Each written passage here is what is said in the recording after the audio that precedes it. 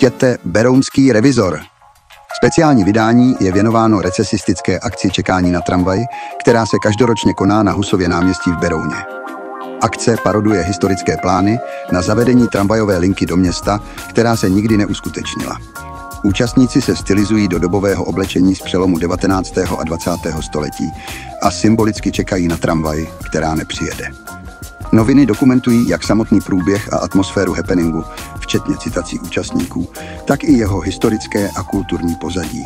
Obsahují i retrospektivní přehled jednotlivých ročníků od roku 2011 do roku 2024.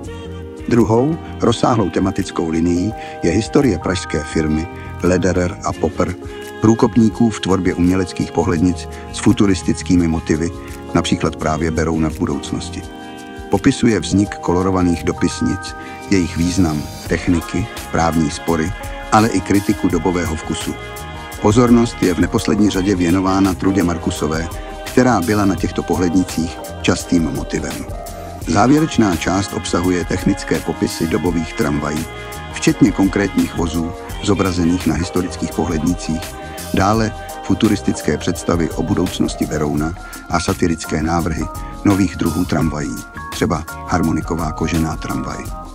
Noviny propojují historii s humorem a současnou recesistickou akcí, jsou ilustrovány dobovými fotografiemi, kresbami a citacemi z historických zdrojů.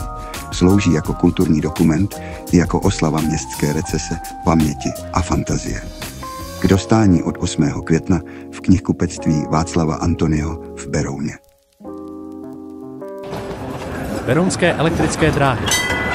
Váš tradiční městský dopravce.